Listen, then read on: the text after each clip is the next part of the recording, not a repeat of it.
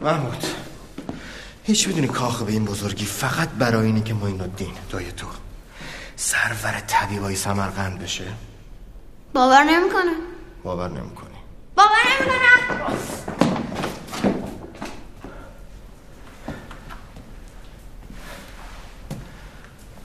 جمشید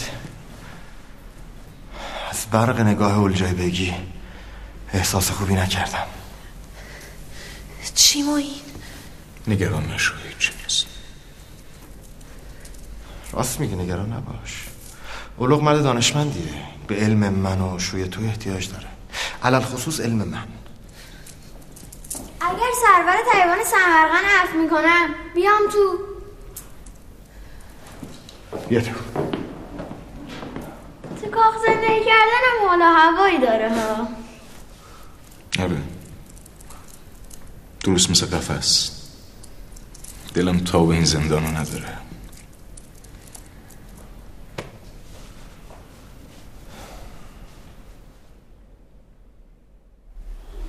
تدارک 3 فوج سوار برای سرحد شمالی و 2 فوج برای سرحدات جنوبی و 3 فوج پیاده برای پشت دست و نیم کرور کمراندار. این سپاه که شما به فکر نشستید خزانه فراغ طلب میکنه. از اوضاع خزانه سیاهی میخوام کامل. سیاهی خزانه ورقی سفید بیش نیست. اون چه هست این مهم و مثال نمیده. پاسخ این گستاخی آشوغالا تنها جنگ درخان. آرزوی هم برآورده شد. در انتظار جنگ و نزاع بوده.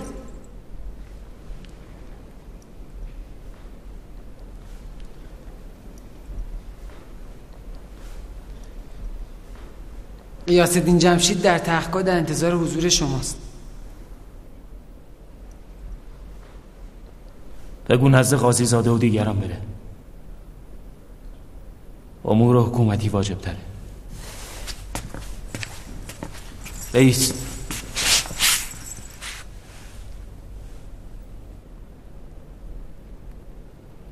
اردوهی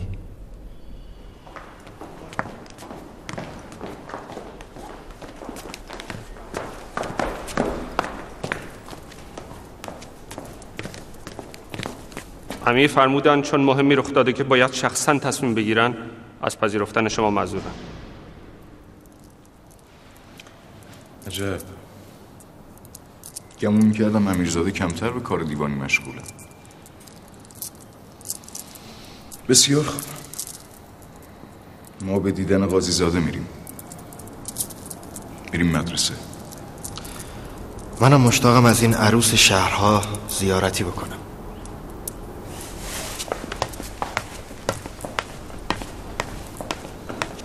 منجم باشی. تردید ندارم این بی‌توجهی سربند پاسخ بی ملاحظه توه در بزم دیروز.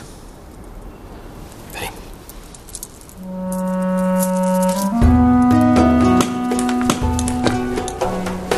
تو شهر یه خونه جایی باش.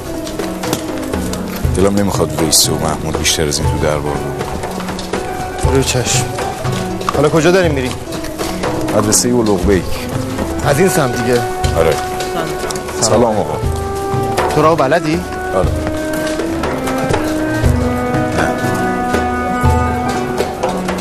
چیکار کنم؟ زلم کردی جمشید، زلم کردی. اخوی مدرسه اولوغ بیک از کدوم سمت؟ بفرم.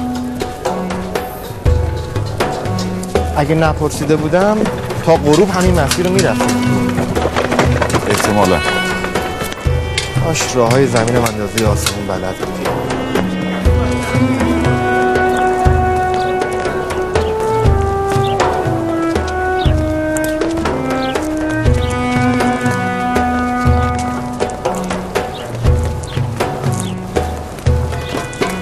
خیلی عظیمه. خیلی. نفسم داره باز میشه. چی بود؟ هم گوشهار به ما بدن که زندگی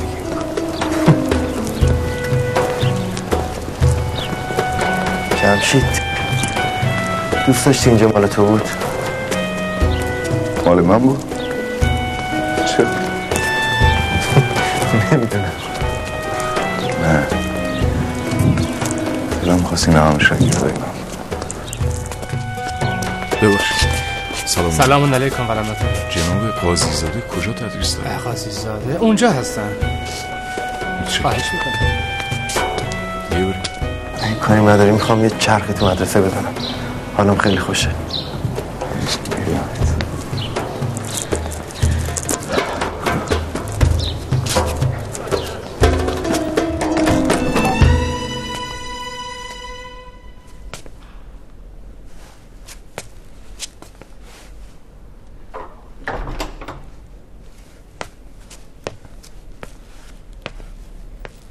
پس مقادیر ارائه شده را بر همان منوال که در دیگر نسخ یافتید بر مضرب اعداد. سلام علیکم. یا الله، خواهش میکنم بفرمایید. سلام علیکم.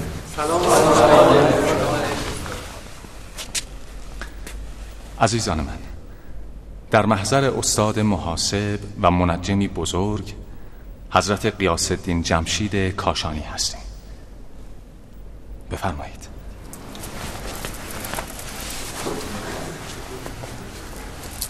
هم مزاحم درس شد. خواهش میکنم، بچه ها فیض میبرن. خوشحالم از اینکه این همه محصل در سمرقند میبینم. رحمت به شیر مادراتون و برکت به لقمه هایی که چشم شما رو گرهگیر تحصیل و تفکر و تدبر و اینا کرد. خدا رو بسیار شاکر باشید از اینکه اسباب این یادگیری رو برای شما فراهم کرد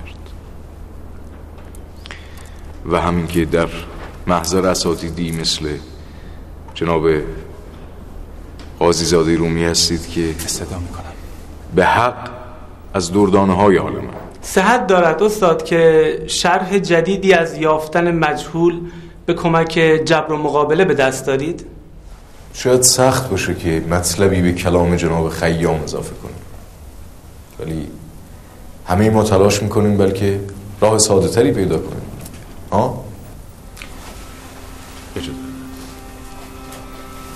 حالا من یک سوال میکنم، شما پاسخ بدید. 2 عدد رو در نظر بگیرید، بنویسید، یادداشت کنید. 2 عدد رو در نظر بگیرید. یکی کسر 6/5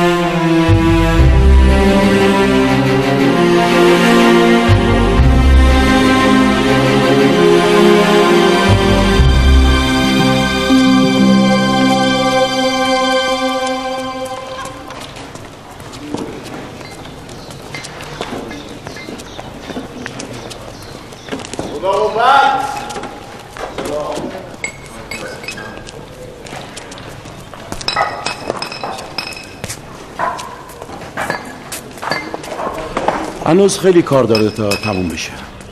بی نظیره. پشت هر خشتش هم علم میشه دید هم هنر. چند سال مشغولی؟ سال هاست. در مصر و شامات در آموزش عمل چنان تسمه از گرده خودم کشیدم که حضرت سلطان پناهی شاهرخ شاه بزرگ منو با خودش به هرات بود. هنوز چیزی از فراغت دستور ایشون نگذشته بود که امیرزاده و لقبیک منو به سمرقند خوند. این بنا مثل قرینه دیگه ای که دیدید استحکام خواهد داشت. به مشورت امیرزاده و جناب قاضیزاده ظرایف نجوم و حساب در جوانبشون به کار خواهند است. خداوند یوسف حلاج و همچون شما به این مرزبوم هدیه داده. لطف داریم. بنای اون طرف میدون چیه؟ دست به کار ساختن مسجدی هستیم که قرینه همین مدرسه ساخته میشه تا مردم و طالبان به فیض برسند. خاتون الجایبگی منو در پی شما جنابان فرستاد تا در رکاب امیرزاده به دیدار منطقه‌ای که برای مکان رصدخانه یافتند رهسپار شیم. وجود جناب غیاث الدین در این دیدار واجبه. من پیکم و فرمان بردم. من باب ایشان امری نفرموده. منتظر باش تا امیر پیکی برات بفرسته.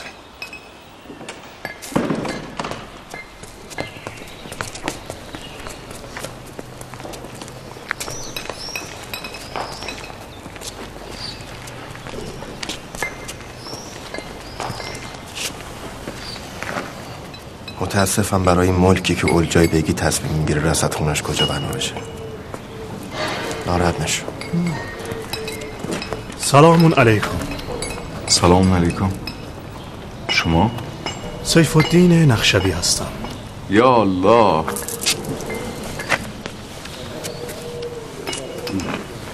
خیلی خوشحالم از دیدن شما. من بیشتر. تعریف شما رو زیاد شنیدم. شوی بزرگوارم از ایوان سرای خویش نیز میتونه ناظر کار رعایا باشه. به نظرم در این خصوص رأی غیاث الدین صائب‌تره. نمیدونستم در این مهم عاجزی. اینکه جناب قاضیزاده عرض کردن اظهار عجز نیست بانو. مبحث علم است و آگاهی بر نجوم. بیشک غیاث الدین غور و تفحص بیشتری در این باب کرده، اما هنوز مونده تا محرم اسرار ما بشه. گو که جناب ایشان وقت زیغی دارن، چون در پی سرای مناسب برای اهل و عیال خود هستن. یقینا ایشون دربار رو در شأن خود ندیدن که قصد عزیمت از اینجا رو دارن. عذر میخوام بانو، ولی این خاک استقامت ساخت رصدخونه رو نداره.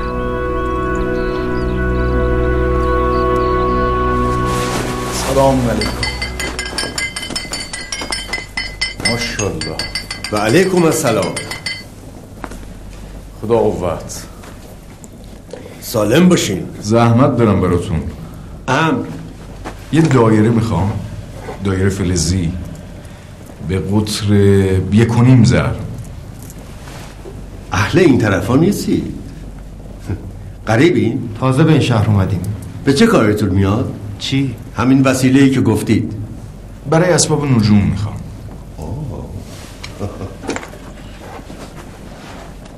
پس راست گفتم منجمای ممالک دیگه راه سمرقند در پیش گرفتن. بفرمایید.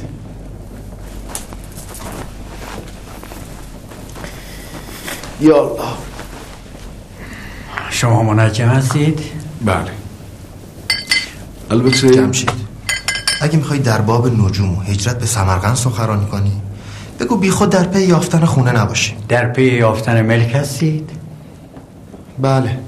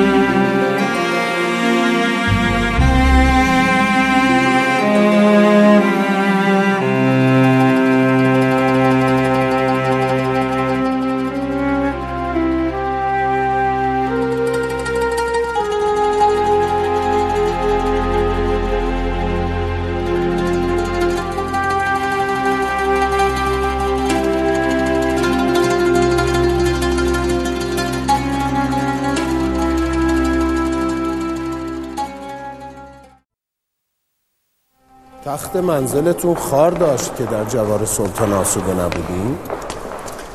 قرار هم کلامی با امیر بود که گویا ایشون به قدری مشغول کار دیوانی هن که فرصتی برای بنده ندارن. منم خلوتی میخوام تا رساله‌ای رو که دست گرفتم تموم کنم که به موقع پیشکش کنم. اون چه میخواستید در بارگاه امیرزاده مهیا بود. تردید ندارم که لطف ایشون شامل حاله، اما اجازه بدید دست به کار نوشتن بمونم تا فرمان احداث رصدخونه صادر بشه. عرض ارادت بنده رو به امیرزاده برسونید. رخصت میدید؟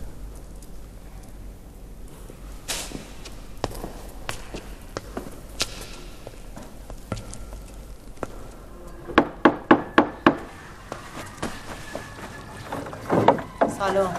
سلام. حالا همشیرم چطوره؟ خوبن. احسنت.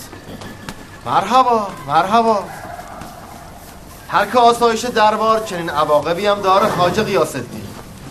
بهتری اسب و فعلگی باغچه خونه و بنایی و یه جو آرامش مهترین اسبا رو به خروار آسایش دربار ندیدم.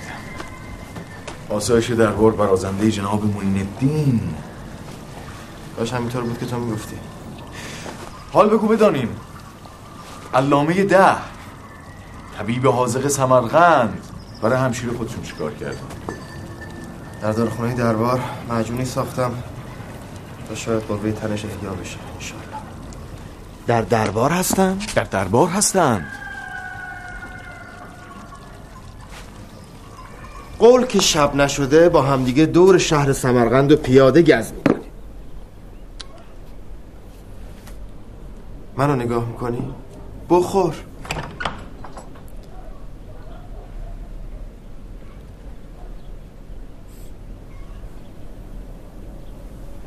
تنت قوت میگیره، جون میگیری ویس، بخور.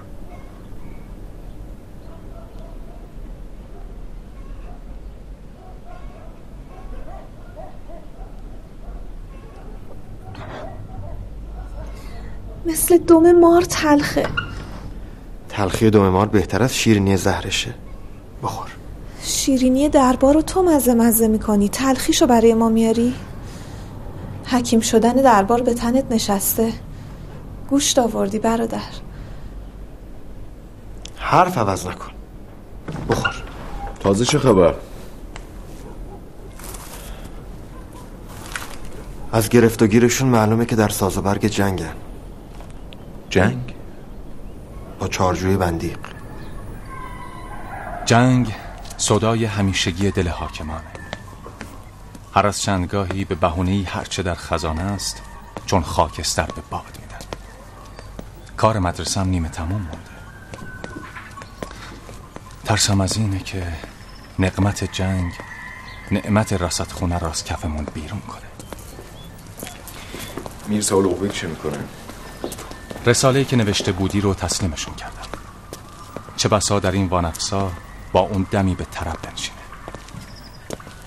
جناب سیف الدین رو دیدم، گفت که خدمتش بودیم. کشف المراد علامه هلی رو میخواستم. شرح تجوید الاعتقاد. زمان عزیمت از کاشان فرصت نبود همه کتب رو بیارم، به همین خاطر رفتم خدمت ایشون. من این کتاب رو نمیشناسم. کشف المراد شرح علامه هلیه بر متن خواجه نصیرالدین. عجیب کتابی. در یک بخشی از کتاب استشهاد حضرت امام صادق اومده بر کلام ارسطو در عدم خلق عبث. فوق العاده است، فوق العاده. چشم ما رو که از دیدارش محروم اختیار داریم، اختیار. بفرمایید.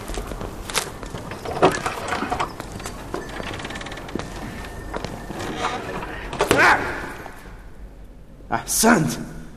مرحبا. نبوغ نعمتیش که خداوند به کمتر کسی داده.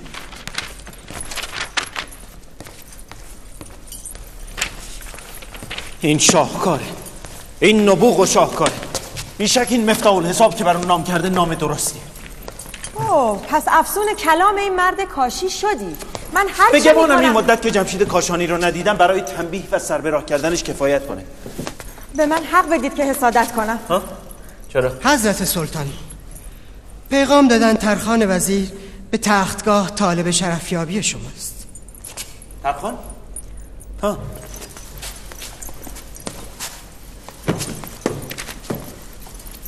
من آنی با شما خلوت ندارم، حتی در این کتابخانه.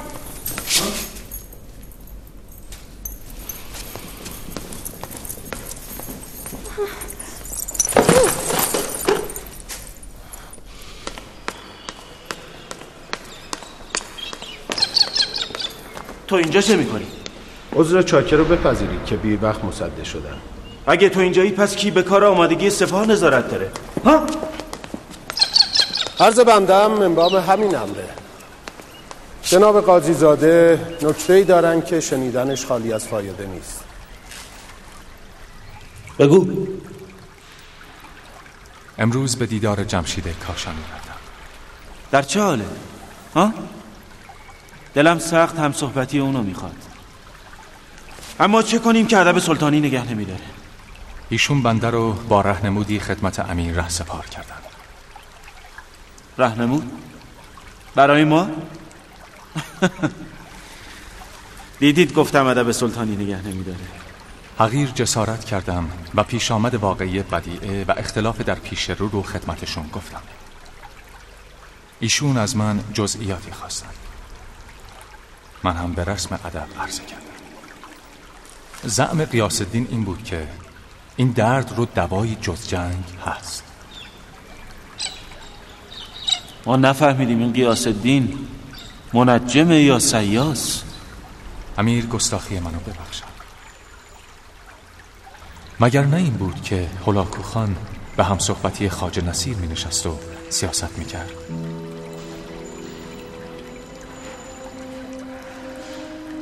بگید به دربار بیاد.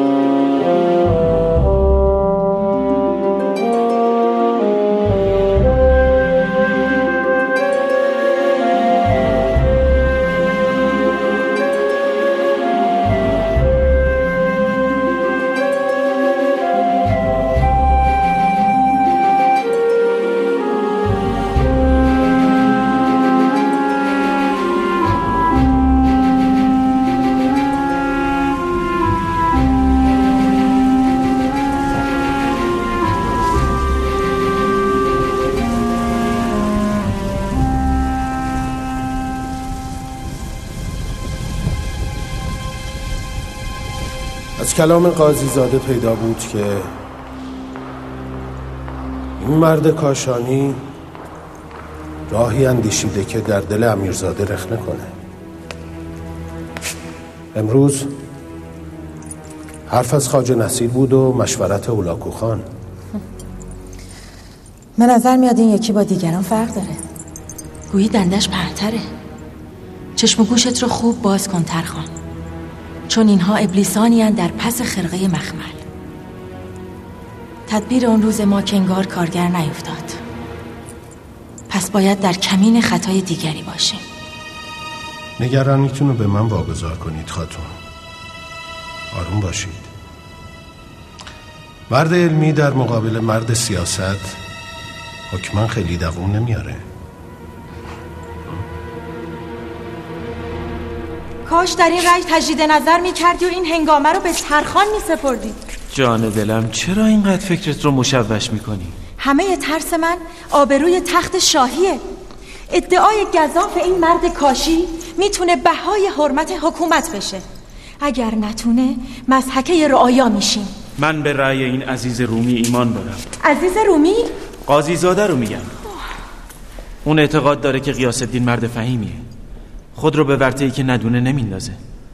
ثواب در اینه که ما هم غیاث الدین رو امین بدونیم. در این صورت خزانه ما صرف ساخت رصدخانه خواهد شد.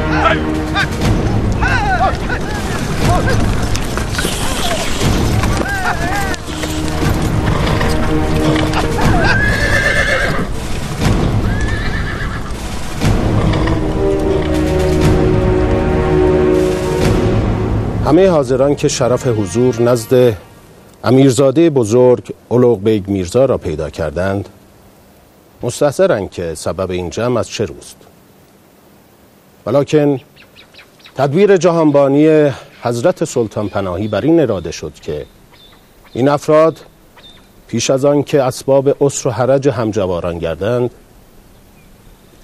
به رأی و برهان بزرگ فرزانه روزگار ما غیاث الدین جمشید کاشانی منجم منطقی و حکیم متعالی مرتفع گردد. با اجازه شما، گمان ما این بود که امروز به حرف حکومت می نشینیم. بحث نظام را چه جای معبر و منجم. زیاده تر از هیکلت میگی سرباز. این رأی و امر ماست. جناب کاشانی،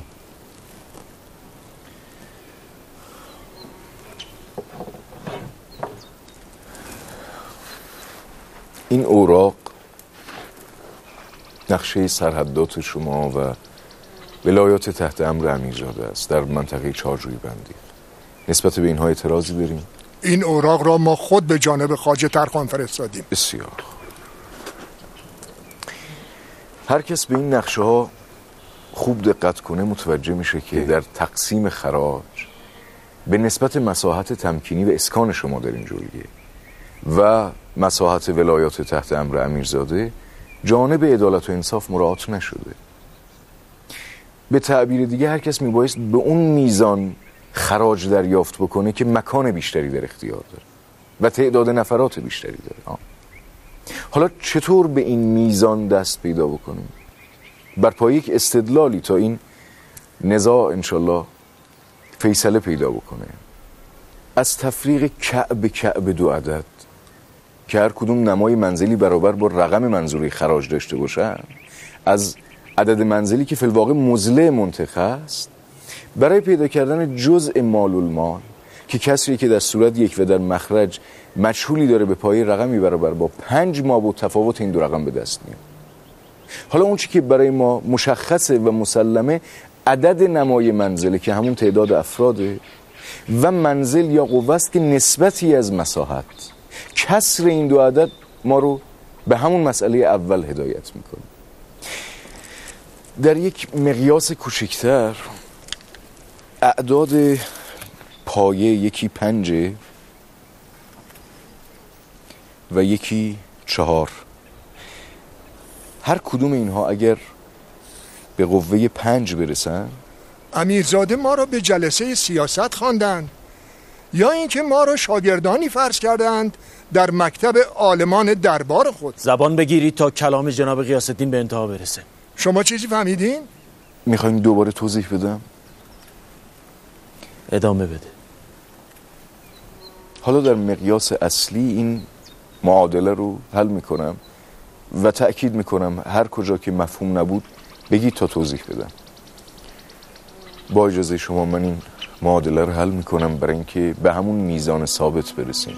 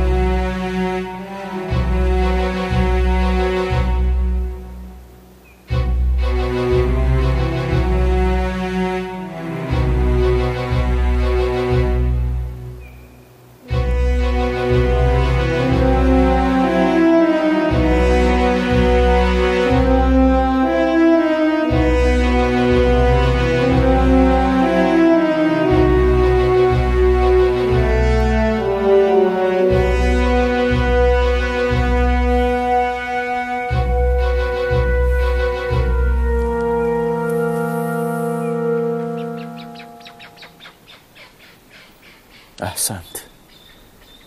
مرحبا. این شعبده است که به راه انداختید به کلمات درشت تا انصاف را به زیر آرید و عدالت را نابود کنید. ای درشت میگی چون سنگ‌های آمودریا. ارخان رو معلوم نیست صبوری تا که نگه داره. اینها همه دغل است و بازی.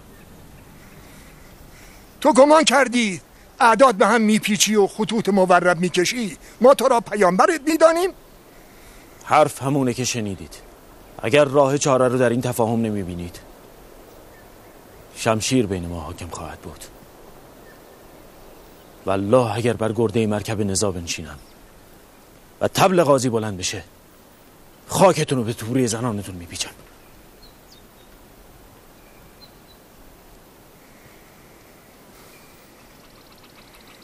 بگید این تفاهم مرقوم کنم.